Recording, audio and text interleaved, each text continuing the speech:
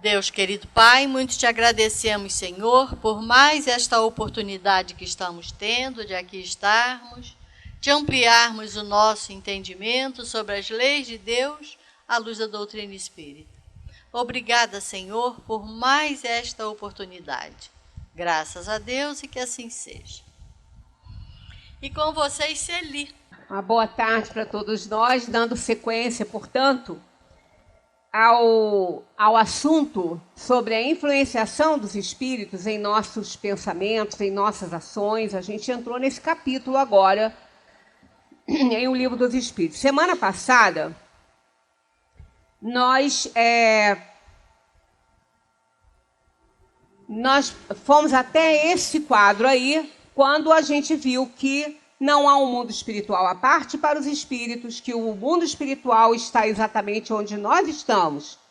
Os espíritos estão apenas em outra dimensão. Então aqui está cheio de espíritos. Eu não estou vendo nenhum porque eu não sou vidente, mas eu sei que eles estão aqui porque eles frequentam as reuniões e também porque a gente está aprendendo que eles estão por toda parte. Então, se nós fôssemos videntes, veríamos os espíritos ali na rua, andando para lá e para cá, aqui, no meio, dentro da nossa casa.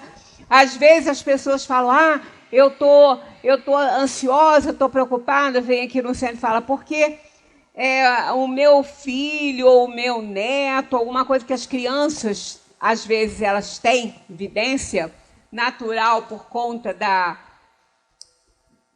do cérebro infantil ainda não está totalmente desenvolvido. Então, a criança ela tem uma flexibilidade muito grande de liberar fluidos. E ela vê os espíritos e acha que está vendo a uma pessoa. Então, elas não se assustam com isso. Quando elas sabem que essa pessoa que elas estão vendo já morreu, porque elas vivenciaram todo o processo, elas contam para os pais com naturalidade. Porque elas não entendem ainda a morte. Elas não sabem o que é morrer. Assim como no reino da inteligência inferior, no reino dos animais, eles não têm conhecimento da morte. Um animal não sabe que morre, que vai morrer.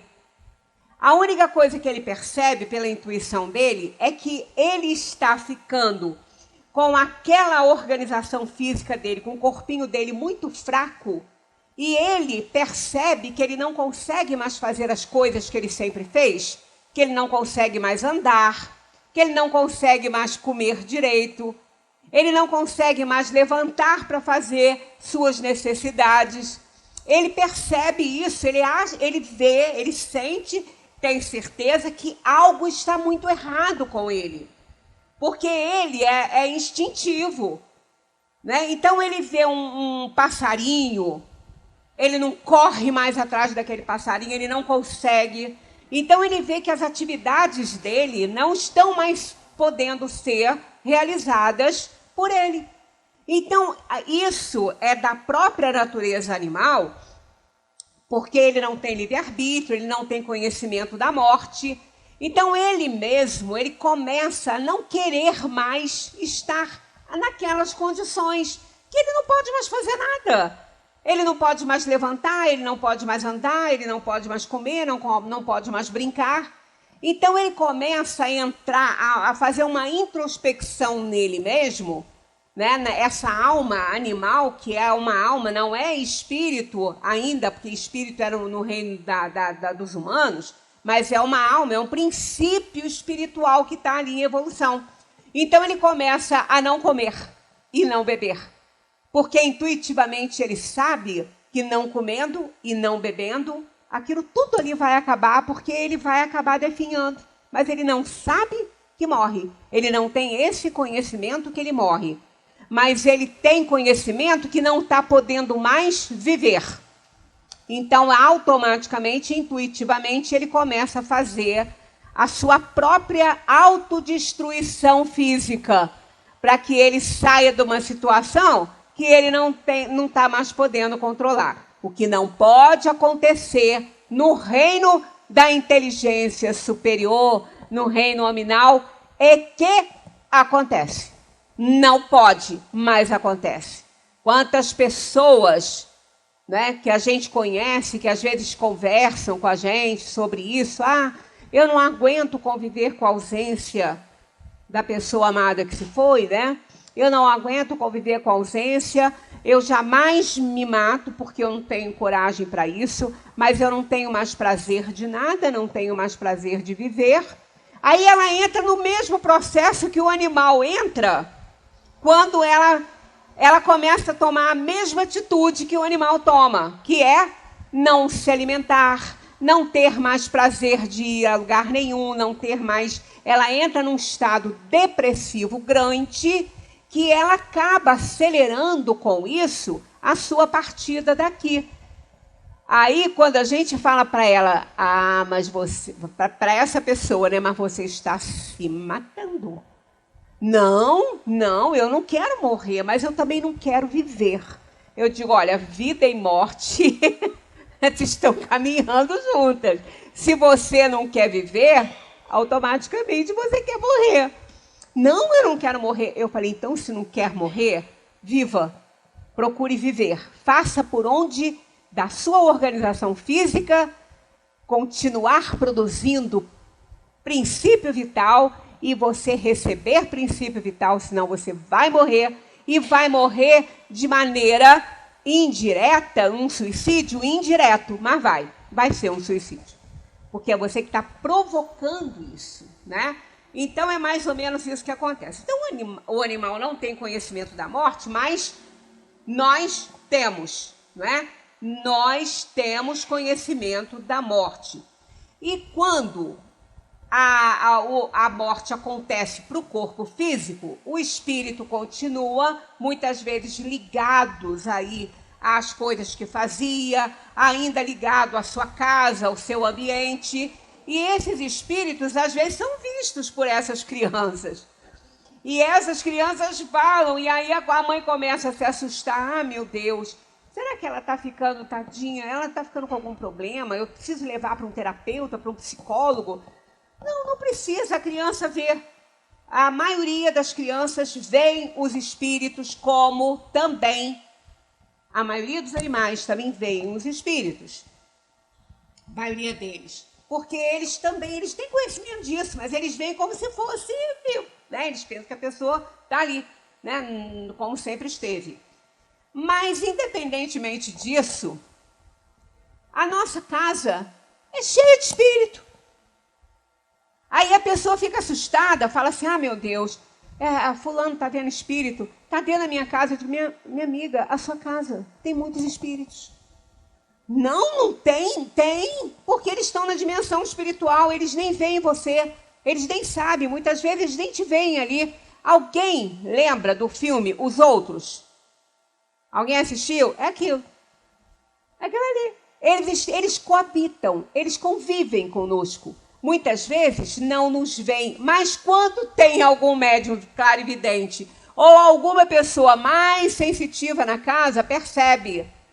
Mas eles estão ali, eles não estão, a não ser uma influenciação determinada, né, já direcionada, pode nos fazer mal. Mas esses espíritos, normalmente, que estão convivendo aí conosco, não nos fazem mal. Eles são espíritos, como nós. Nós só estamos no corpo de carne. Quando a gente não estiver mais nesse corpo de carne, a gente vai estar na mesma condição deles.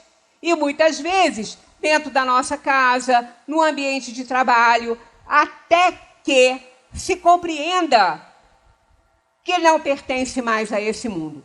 Ainda assim, ainda compreendendo que não pertence mais a esse mundo, muitas vezes a alma, o espírito, que agora é espírito, né? Saiu do corpo, deixou de ser alma, tá? A diferença é essa. Qual é a diferença entre alma e espírito? No início, na introdução de O Livro dos Espíritos, vem falando ali que é a mesma coisa. Alma e espírito é a mesma coisa. É uma questão apenas de idioma. Mas, mais para frente, no Livro dos Espíritos, tem uma pergunta lá. Em que se transforma a alma após a morte? e eles dizem, volta a ser espírito. Ali a gente vê que eles fazem uma separaçãozinha, né? Mas eu não encontrei uma explicação com todas as letras, digamos, literalmente aí, na obra de Kardec, explicando isso. Mas entendemos, no estudo, no decorrer do tempo, que é muito fácil, eu acredito, eu tirei a minha conclusão, eu não li isso em lugar nenhum, mas eu entendo que quando o Espírito... Isso está escrito no Livro dos Espíritos, na obra inteira, que quando o Espírito reencarna, melhor dizendo, quando o Espírito reencarna, muitos dos seus conhecimentos não vão ficar na sua memória atual, no seu nível de consciência atual. Somente aqueles que possam contribuir para que ele coloque em provas, para que ele coloque em ação as provas que ele escolheu ao reencarnar. Ele escolheu provações, expiações, e ele vai contar com alguns conhecimentos que ele já carrega, para que esses conhecimentos os ajude a colocar em prática as provas que ele escolheu e as expiações também.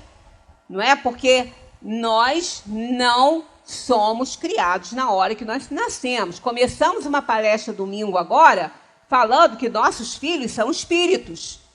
Não são almas criadas no momento que eles nascem. Já trazem um acervo. Essa não deu para terminar, porque o assunto é vasto.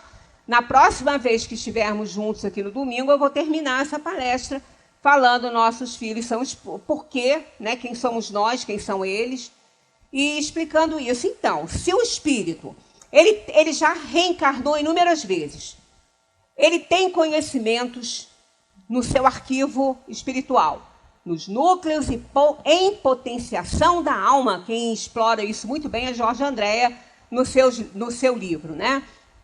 Nos seus livros.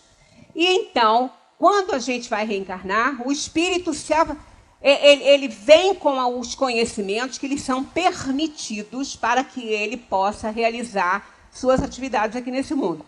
Mas os outros não. O seu arquivo mental, aquele núcleo em potenciação da alma que armazena tudo o que ele sabe, tudo que ele aprendeu, tudo que ele viveu, todas as suas experiências, né, e vivências, tudo que está lá, continua lá. Mas não tem, esse espírito não vai ter acesso a tudo quando ele reencarna. Então, quando ele passa a ser uma alma encarnada, porque ele pegou um corpo físico, ali ele só vai ter os conhecimentos necessários à sua realidade atual. Então, eu vejo aí essa diferença entre alma e espírito. Quando ele está na situação de alma, ele está encarnado, ele está apenas com conhecimento daquilo que ele precisa para dar conta aqui nessa vida. Quando ele termina essa encarnação, que o corpo físico fica aqui, e ele vai para o seu perispírito, ele passa a ser espírito porque, gradativamente, toda a sua vida, suas vivências, conhecimentos que estão armazenadas no seu núcleo espiritual, vem ao seu conhecimento, ao nível. Então, ele volta a ser aquela individualidade, aquele espírito pleno, que sabe tudo, que tem todo o arquivo que ele já criou na sua vida, na sua caminhada evolutiva. Então, essa é essa diferençazinha, né? Então, o espírito volta a ser, a alma volta a ser espírito, porque ela deixa aqui aquele corpo físico, aquela personalidade. Quando ela está na condição de alma, ela tem uma personalidade. Quando ela está na condição de espírito, ela não tem personalidade. É uma individualidade. Por isso é que é a mesma coisa, é o próprio espírito que está ali reencarnado, mas ele ganhou uma personalidade. Ele ganhou um corpo físico necessário à evolução dele, ele tem conhecimento só de uma parte das suas vivências, então ele é uma alma encarnada. Quando ele deixa de ser essa alma encarnada, que o corpo morre, ele volta então a ser aquela individualidade Então, quando nós desencarnamos, quando eu desencarnar, eu não vou ser mais Sueli. Eu vou ser um espírito, uma individualidade, que num determinado tempo ocupou uma personalidade com essa característica toda que tenho hoje. Mas a aparência que o espírito leva ao desencarnar é aquela da sua última encarnação, o que não tem necessariamente que ele ficar com essa, porque se ele tiver um pouco mais de evolução, ele pode escolher uma do seu agrado, que ele já tenha usado. Uma personalidade ali que ele encarnou, ele pode utilizar aquela encarnação para sua aparência por uma razão especial para ele, né? Algo que tenha chamado muita atenção, ou uma encarnação onde ele tenha evoluído mais, ele pode escolher aquela aparência. Mas isso quando ele tiver bem mais evolução espiritual. Então, a nossa casa, os nossos ambientes estão superlotados de almas. Entre aspas. Por quê? Alguns não sabem que desencarnaram e ainda se sentem como almas, né? Mas são espíritos que estão ali. Então, nós estamos sempre cercados de espíritos. Na nossa casa também, por isso que é importante que a gente mantenha vigilância nos nossos pensamentos, porque o pensamento é o veículo de comunicação com esses espíritos. Se nós mantivermos uma sintonia boa, se estivermos num padrão vibratório elevado, nós não vamos conseguir nos conectar com nenhum espírito inferior que estiver por ali, só com os melhores. E isso é bom, né? Então, só depende de nós. Não temos que ter medo disso. Os espíritos só podem nos fazer mal de duas formas. Pelo pensamento, né? Pelo pensamento e pela desorganização dos fluidos, pela ação nos fluidos, que também nos envolvem por conta do perispírito. Mas para isso a gente tem que permitir. Aí quando a gente fala assim, permanecem junto de nós aqueles que, libertando-se da carne pelo fenômeno da morte, permanecem presos aos interesses do imediatismo terrestre, esses espíritos que ainda estão agarrados a essas coisas materiais, eles vão ficar mais sintonizados com aqueles que estão ali, que também têm essa característica, que estão muito preocupados com a parte física, com os bens materiais, com a fortuna, né? Com tudo isso, eles vão ficar mais ligados com esses, porque eles estão ali ainda nesta sintonia. Do contrário, isso não vai acontecer. Às vezes, se percebe a presença por um transtorno ou outro que eles possam causar, né? Mas por conta da sintonia. Não estando em sintonia, não tem jeito. Se a gente ligar na 98, não vai pegar 91, né? Agora, a 99,9 está pegando na 91 porque é a mesma estação. O Jornal do Brasil é a mesma. Mas se não fosse a mesma, não ia. A 91 ia entrar uma outra que é dona do canal. Então, aquela influenciação só acontece quando a gente permite.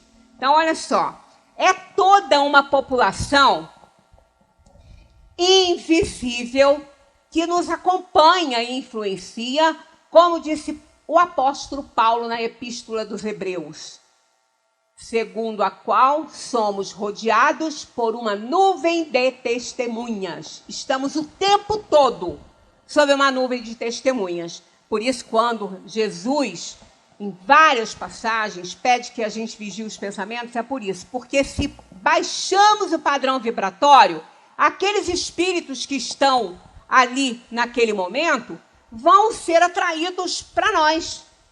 E isso aí não tem como se evitar. Por isso que influenciação espiritual, eu já trouxe aqui uma palestra sobre influenciação espiritual sutil, que é aquela que a gente não imagina que seja um espírito que esteja nos influenciando, a gente acha que é do nosso mesmo, do nosso pensamento. É tão sutil que a gente não percebe que é um outro espírito que está ali nos influenciando.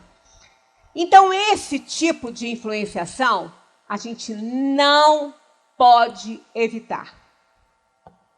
Fique bem claro isso. Nós não temos como evitar a influenciação dos espíritos sobre nós. Não temos como evitar. Porque nós somos pensamento. A alma é pensamento. É a alma que pensa, ela é O próprio pensamento. E o pensamento não fica enclausurado em local nenhum. Quando nós pensamos, nós expandimos o nosso pensamento no universo. E o veículo de transmissão é o fluido cósmico, né? Fluido cósmico desse universo aí. Então, quando nós mergulhamos nesse fluido cósmico através do pensamento, esse pensamento está espalhado. Não tem como reunir. Já conseguiram reunir as peninhas de uma almofada se ela for aberta numa ventania? Alguém consegue fazer essa proeza? Não consegue. Porque elas vão voar para longe. Algumas vão cair perto, outras vão sumir, outras somem no céu que a gente nem mais vê. Pois é, esse é o nosso pensamento, é assim. O nosso pensamento, no momento... E a gente não... E o mais importante disso tudo é que ninguém fica sem pensar. Já tentaram? Ninguém consegue. Não, mas o meu terapeuta falou que eu tenho que ficar sem pensar um pouco, porque eu tenho que fazer uma meditação. Eu digo, pois é, mas nessa meditação você não vai ficar sem pensar, você vai diminuir a sua carga, aquela que você enche a sua cabeça de pensamento, 1 milhão deles.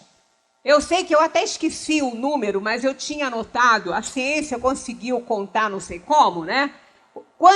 Quantos pensamentos essa pessoa tem por dia? Eu não sei como é que eles fizeram isso não, mas eu já anotei isso. Numa pesquisa que eu fiz, eu anotei. Então, é uma quantidade de pensamento que enlouqueceria qualquer um. Saber que ele pensou isso tudo ou que ele vai pensar isso tudo ainda, só no dia de hoje.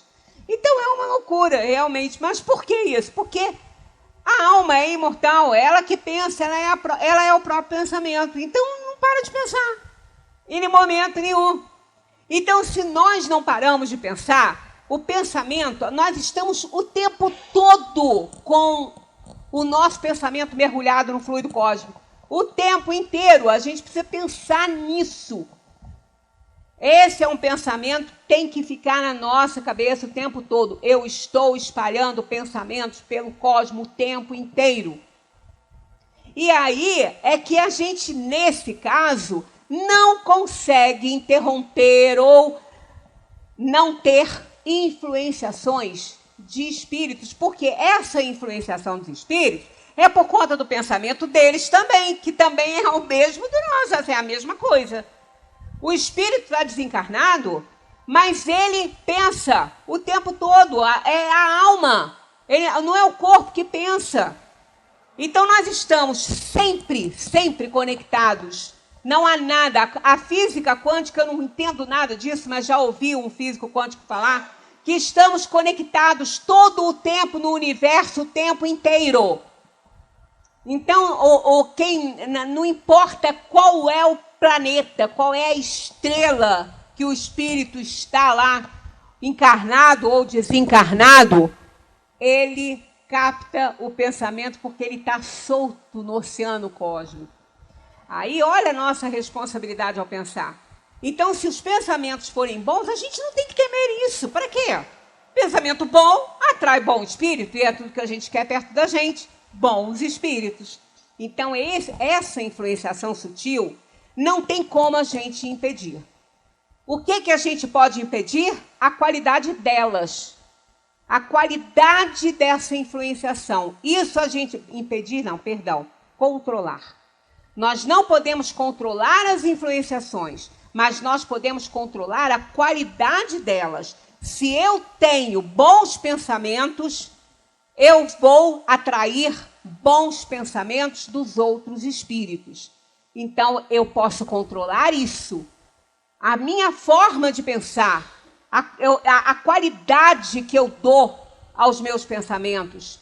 Qual é a tinta com a qual eu estou pintando os quadros do meu pensamento na organização do meu perispírito, onde ele se faz visível para todos os espíritos e para alguns videntes.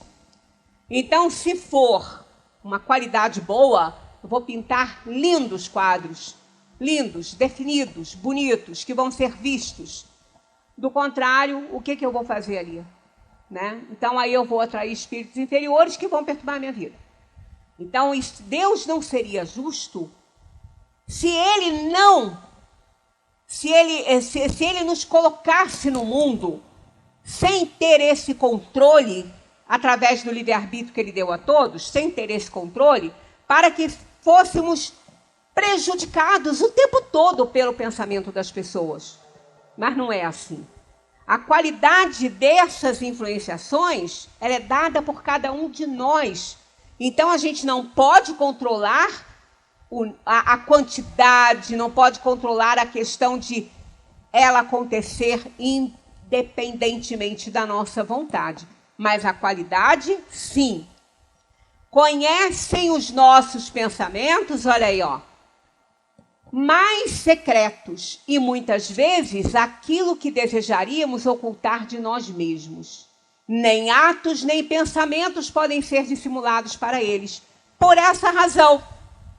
Porque esses pensamentos que a gente tem, aqueles que a gente quer esconder até de nós mesmos, esses não adianta, a gente esconde, a gente pode até querer esconder da gente mesmo, a gente não consegue, pode até esconder das pessoas que estão à nossa volta quando a gente não exterioriza isso em palavras para elas. Mas está pintado no arquivo mental. Está pintado lá. Está espalhado no cosmos. Porque ele existe. Então não tem como. Por isso que eles conhecem os nossos pensamentos mais secretos. Porque não existe nada que os impeça. Porque quando a gente pensa, isso está lá espalhado no cosmos, aquele quadro está pintado no arquivo mental, é uma pintura mesmo. É como se fosse um quadro pintado, está ali. E muitas vezes a gente sustenta esse quadro, essa pintura, com movimentos que a gente dá pela força do próprio pensamento. Não é muito sério. Por isso que os espíritos falam e a gente repete o tempo todo, o pensamento é a maior arma que a gente pode ter. A maior arma, ou para fazer o bem, ou para fazer o mal. Porque essa é uma das formas que os espíritos podem nos prejudicar. A outra é desorganizando a nossa mente, quando a gente está enfraquecido, e aí a gente vai desorganizar os fluidos do perispírito, que vão gerar doenças, vão se somatizar essas enfermidades no corpo físico. Então, é a outra forma que eles podem nos prejudicar. Do contrário, não podem fazer nada, né? Então, aqui tem um quadrinho mostrando essa questão, ó. Aquele que cultiva maus pensamentos e emoções tem em volta de si uma atmosfera espiritual escura, a qual atrai vibrações de igual teor. Um ar sobrando ali.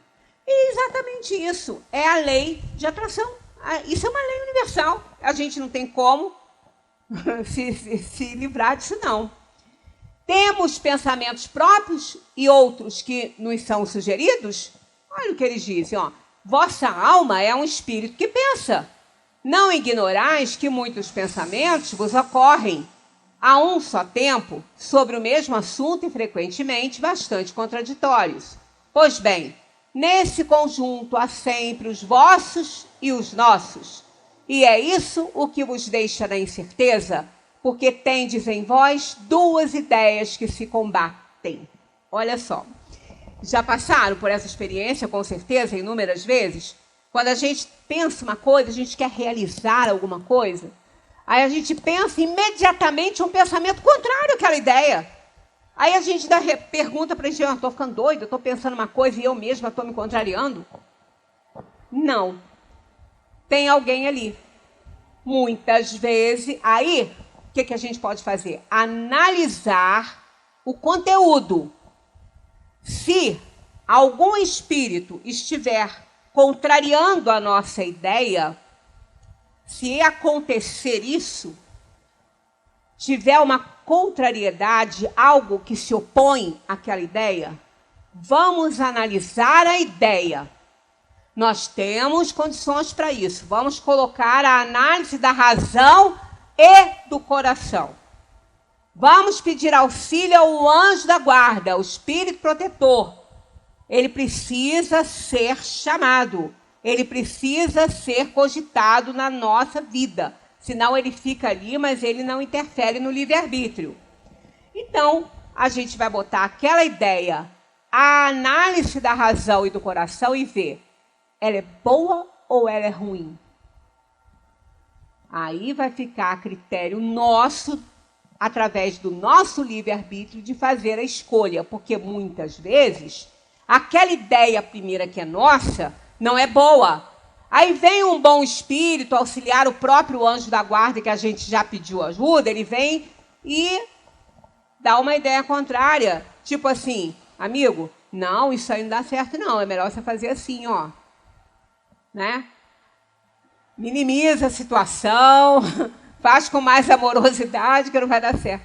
Então, essas coisas, quando estão entrando em conflito, é porque tem ali a presença de um pensamento externo ao nosso. Isso, às vezes, é útil saber, né? Aí vem a pergunta de Kardec. Kardec sempre fazia a pergunta que a gente quer fazer, né? Aposto que vocês estavam querendo fazer essa aí, porque a minha explicação não foi muito boa. Então, olha só, a 461.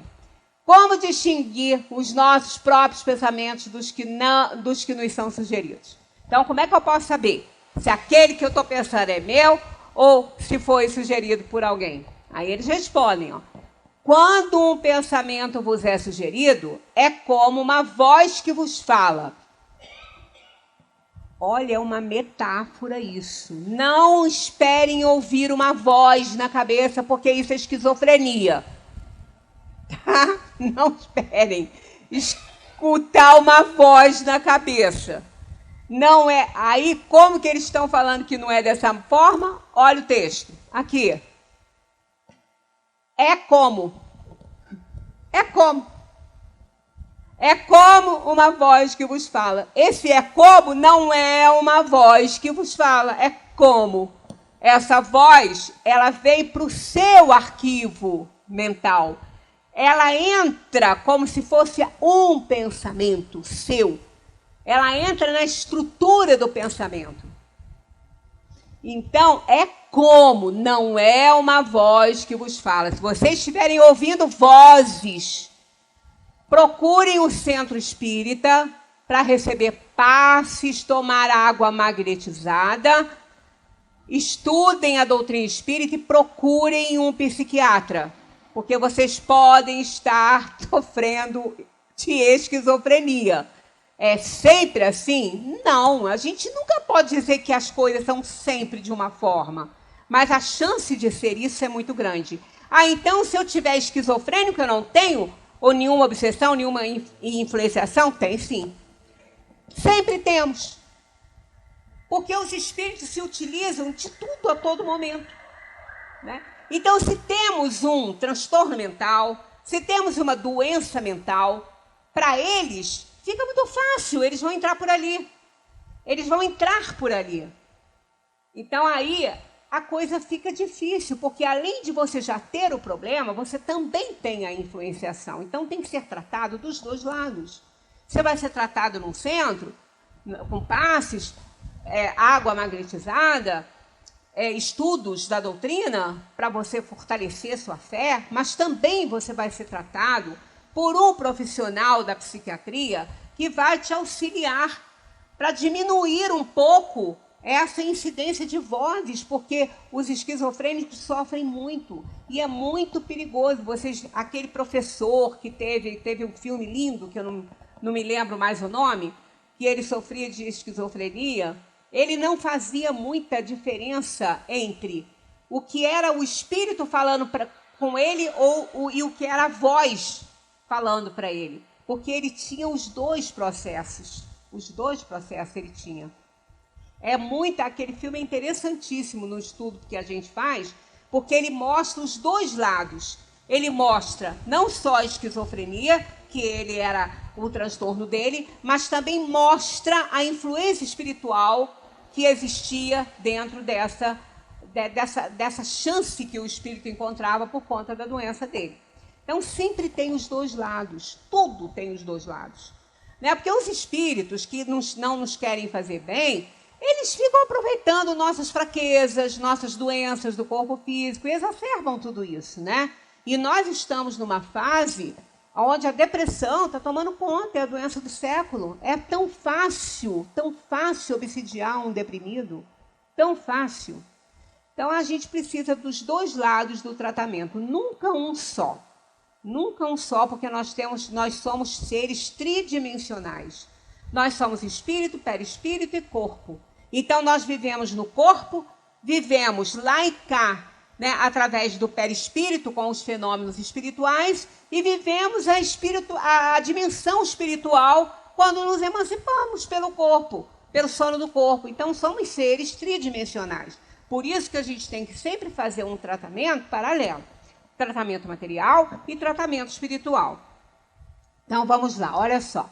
Quando um pensamento vos é sugerido, é como uma voz que vos fala. Quer dizer, é uma metáfora. Parece uma voz falando, mas é dentro da sua cabeça, não é uma voz. Os pensamentos próprios são, em geral, os que nos ocorrem no primeiro impulso. Tem até um ditado, o primeiro pensamento é sempre o melhor. Né? Quando a gente tem assim, uma coisa para decidir, tem vários pensamentos, o primeiro é sempre o melhor? Nem sempre. Às vezes não, se ele não for bom, vai vir um que vai te ajudar a ver que o primeiro não foi tão bom assim, né? De resto, não há grande interesse para vós nessa distinção e é frequentemente útil não o saberdes. Olha que importante isso. Se fosse útil saber, se fosse útil a gente saber a separação de o pensamento que é nosso e o pensamento que não é, a gente ia saber o tempo todo. Isso ia ser de forma mais clara, mais ostensiva. E, no entanto, não é. Não é uma voz que fala, é apenas uma intuição. É como uma voz que fala, mas ela só intui. E por que não é uma voz que fala? Porque não é conveniente. Muitas vezes a gente saber o que é nosso e o que não é. Mas aí eu posso errar? Pode, claro, mas você tem livre-arbítrio para fazer análise. Então, o homem age mais livremente se decidir pelo bem. O fará de melhor vontade. Se tomar um mau caminho, sua responsabilidade será maior. Ora, se o espírito pudesse, com uma vozinha bem materializada, falar para o outro, ele ia seguir muitas vezes o que o outro fala, mas quem é que ia assumir a responsabilidade das consequências que essa atitude sugerida pelo espírito teria? O espírito? Claro que não. É a própria pessoa. Aí o sujeito vai falar, não, mas eu não matei ninguém, eu não queria matar, mas o espírito que falou comigo falou que eu tinha que matar. O espírito não vai preso, não, que vai preso é você que matou. Então, não há vantagem. A gente, quando volta àquele assunto que a gente acabou de falar, quando tem um pensamento contraditório, quando tem vários pensamentos, vamos colocar todos eles a análise da razão e do coração e ver o que é melhor. Porque aí é você que vai decidir. Você que vai decidir, aí a consequência disso tudo é sua. A responsabilidade é sua. Não é de ninguém, foi você que quis assim. Por isso que um grupo pode influenciar alguém? Pode. Hoje em dia, então, que a pessoa não pode mais... Eu falo da minha área, né? Que foi aonde eu atuei, eu não estou mais numa sala de aula, graças a Deus. Por que isso? Porque eu sinto falta, eu gostava do que eu fazia. Mas é porque está muito difícil, muito difícil. Às vezes, aquela criança, aquele jovenzinho, tem uma personalidade bastante marcante, ele tem caráter ruim, né? Porque o caráter, ele traz... vai se desenvolvendo, vai se tornando bom com o aprendizado que vai tendo, mas é uma caráter, é característica, e não existe uma alma que não tenha característica. Desde que ela nasce, ela começa a ter. E ela vai passando por inúmeras encarnações com as suas características evoluindo. E aí a mãe é chamada, ou o pai é chamado na escola, porque o filho está tomando atitudes que não são boas, não são dignas. Aí aquela mãe e aquele pai vão, aí ela chega lá e fala assim, não, mas meu filho é um anjo. Ele não faz nada de errado. Essas coisas de errado que ele fez aí foi influência de outros alunos. Foi influência do grupo que anda com ele. Quer dizer, mãe e pai cegos. Cegos. Que não consegue, não deve acompanhar a vida do filho, porque se ele faz na escola, ele faz em casa também. Eu estava assistindo um podcast da doutora Ana Beatriz, essa psiquiatra, e ela falou que ela tinha um paciente que a mãe foi lá porque achou que deveria entrar em contato, porque a escola estava reclamando um pouco da criança. E na casa, ela disse que a babá também estava reparando algumas atitudes com a irmãzinha. E o cachorrinho da casa foi atirado pela janela, se quebrou todo. E ela, preocupada com isso, ela procurou, então, ver o que estava acontecendo, porque para ela era um anjinho o filho dela, era um anjo. Aí chegou no consultório, aí contou essas coisas todas, né? Aí ela falou assim, aí ela falou, não, e ele também, ele quis ajudar a babá a trocar a fraldinha da irmãzinha. Só que ele errou, e no lugar dele estar botando o talquinho, o pozinho, né, o remedinho para assadura, lá no bumbum da bebê, ele estava botando no nariz e na boquinha dela. Aí a babá tirou e tudo, ela me contou. Aí a psiquiatra falou assim, mãe, você acha que ele ia errar o espaço, mãe? Você acha que ele ia achar que ele estava botando talquinho no bumbum e que não era o rostinho da irmãzinha? Mamãe, acorda. Tenha olhos de ver, ela falou para a mãe. Aí ela falou assim, pois é, mas foi sem querer também que ele jogou o cachorrinho pela janela.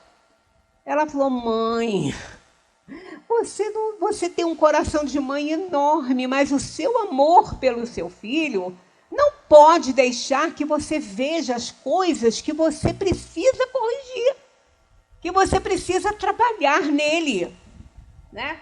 Aí ele passou a ser paciente dela. O que ela descobriu? Que ele era uma criança psicopata.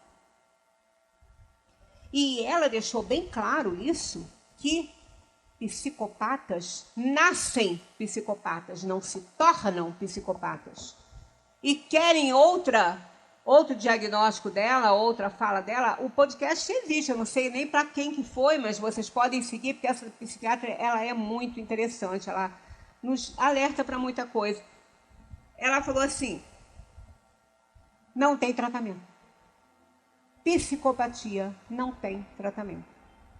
Mas, com o acompanhamento da psiquiatria, pessoas especializadas nisso, você tem que fazer ter um cuidado especial com aquela criança que é psicopata, para que elas desenvolvam uma consciência, ainda que seja por conta dela, por temor do que pode acontecer com ela, porque com o outro ela não vai ligar a mínima, porque ela é psicopata. Então, olha o perigo. Por isso, quando a gente aprende na doutrina espírita que nossos filhos são espíritos, são. Ah, mas então ele não tem culpa, ele nasceu assim? Ora, claro que ele tem, ele não é um espírito criado na hora. A psicopatia é fruto de desalinhos de inúmeras encarnações dele. Ele tem culpa, ele é responsável por isso. Ele não é uma criança, ele é um espírito milenar, um espírito velho, que está num corpinho infantil, fazendo atrocidade. Ora, na Revista Espírita, Kardec tem assim, vários exemplos de crianças que mataram outras crianças porque quiseram matar. Uma delas, eu nunca esqueci dessa história que eu li, eu vou até ver qual é a revista, porque depois eu vou colocar no final dessa outra palestra que eu estava fazendo sobre esse assunto. O menino tinha acho que 10 ou 11 anos, não sei. ou até menos, estava brincando de pique-esconde. Brincando de pique-esconde. De repente, ele sugeriu que as crianças entrassem no baú para se esconder. Ele era maior que os outros. E as crianças estavam brincando com ele já há um tempão, entraram no baú. Todos para se esconder daquele... E ele falou que ele também ia entrar, mas que eles entrassem primeiro. Daquele que estava contando, né? Conta até não sei que número para depois procurar as pessoas que se esconderam. Aí, o que ele fez? Depois que todos estavam dentro do baú, ele esperou o outro acabar de contar e falou para ele, você quer saber onde eles estão? Entra ali naquele baú que você vai achar eles. O menino entrou. Quando o menino entrou, ele fechou a tampa, sentou em cima. Esperou todos morrerem. Está lá na Revista Espírita, Kardec conta isso. Um psicopata. Uma criança. Esperou todos morrerem. Enquanto todos não morreram, ele não saiu. Ele não levantou. Não abriu a tampa. Então, olha só o grau. Olha como que o conhecimento de que nossos filhos não são crianças, são adultos, quer dizer, são espíritos, né, milenares, que já erraram muito. Isso implica porque a mãe não olha aquele filho como um anjinho, não. Ela começa a perceber quem ele é, como ele faz. Então, o que ele está fazendo? Porque o que tem aí, segundo ela e outros especialistas em psicopatia estavam falando, que a gente não tem ideia de quantos psicopatas estão aí misturados na sociedade. Muitos, é um número enorme. Os que eles sabem, né? Que vão para tratamento, outro, fora os que não sabem. Então, é muito, né? É muito perigoso. A gente tem que ter olhos de ver para a gente observar as coisas, aquele que tem na sua casa, o que está acontecendo em casa e orientar. Aí tem que procurar um psiquiatra para ser orientado como que tem que agir. Né? Ela contou algumas coisas, como que ela agiu com esse menino, mas foi uma coisa rápida e depois ela não contou mais nada, porque isso não é falta de ética, né? Então, o homem age mais livremente se decidir pelo bem, o fará de melhor vontade. Se tomar o mau caminho, sua responsabilidade será maior, porque ele acha que é ele que está tomando. Então, não faz muita vantagem, não é muito vantajoso saber se o pensamento é nosso ou não é. O que é vantajoso é colocar essas ideias à luz da razão e do coração. Por que eu digo à luz da razão e do coração? Porque as duas coisas têm que caminhar juntas. É moral e intelecto sendo desenvolvido igualmente nesse momento da decisão. Porque às vezes a razão te manda você fazer coisas porque é do seu interesse. E o interesse próprio é uma das causas maiores, é a maior causa de erro, de inferioridade da alma. Ela não olha o outro, ela olha o que está ferindo o interesse dela. Então, ela não quer saber se ela vai prejudicar a Beltrano ou Cicrano, ela só não quer que prejudique ela. Então, tem que botar também a análise do coração para ver se eu devo ou não. A consciência me mostra que eu posso, mas nem tudo que eu posso, eu devo. Nem tudo que eu devo, eu posso. Isso está lá, né? Na escritura, e isso está na filosofia também. 462. Os homens de inteligência e de gênio tiram sempre suas ideias de si mesmos? Isso também é outra coisa muito bacana, porque a gente acha que a gente descobre as coisas. Ah, não. Eu que criei, eu que descobri, eu que sei. Olha só. Algumas vezes as ideias surgem do seu próprio espírito.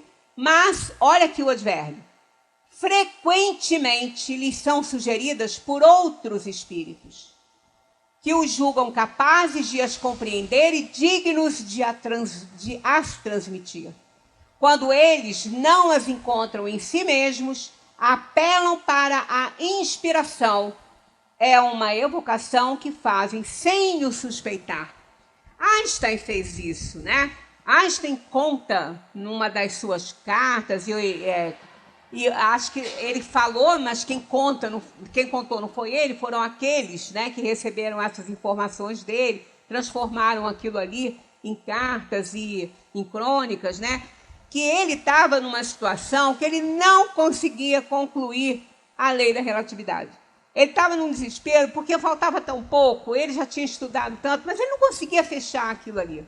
Não conseguia, ele estava em pânico, mas ele era uma pessoa incrível, o que ele queria era ajudar mesmo, através da inteligência superdotada dele, dos estudos, do esforço que ele fazia para descobrir essas leis, né, tão importantes para a ciência.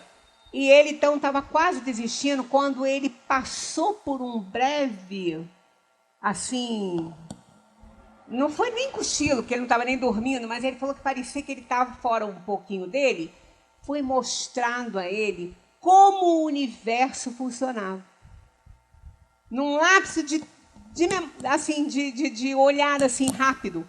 Quando ele viu o que ele viu, ali ele teve condições, com o seu conhecimento, de fechar a fórmula, né, de fechar essa teoria da relatividade. Então, ele conta isso, ele foi humilde ao ponto de contar isso, ele falou, me foi mostrado. Então, é isso aí, está tudo lá.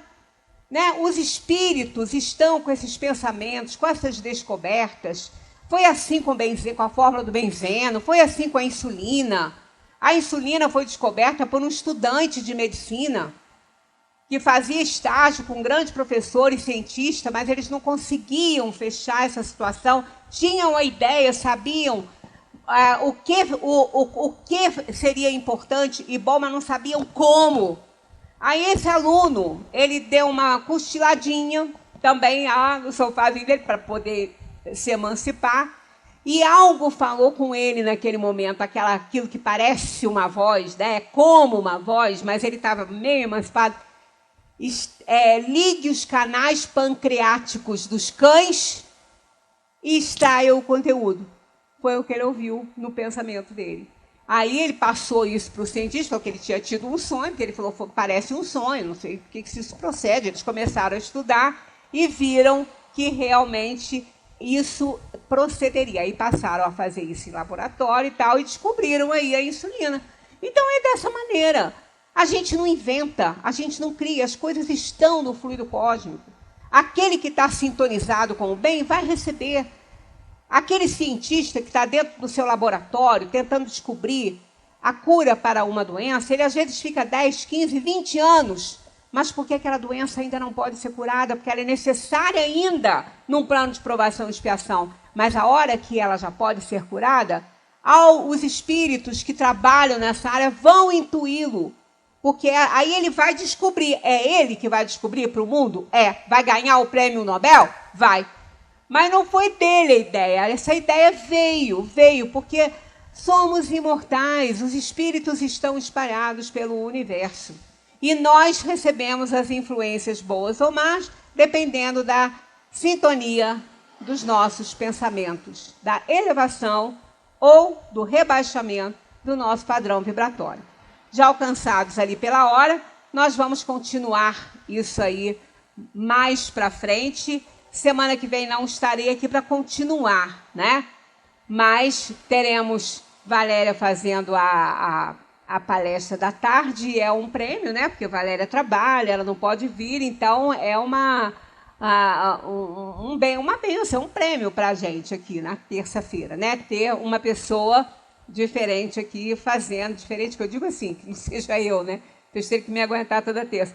Mas vem Valéria, da terça-feira nós teremos aqui Ângela junto com o Christian, que vocês já assistiram, também palestra do Christian, e o Christian é muito bom também. E depois, na outra semana, nós estaremos aqui de volta e eu vou terminando isso aí, né? E nós não precisamos correr, porque nós não vamos ganhar diploma. Nós não vamos concorrer depois a concurso público de espiritismo, né? Então, não vamos precisar de anel, nem de diploma, a gente só precisa de adquirir conhecimentos e dar a ele o grande destino, que é incorporá-lo aos nossos pensamentos para que esses pensamentos alicercem as nossas atitudes no mundo. Muita paz para todos.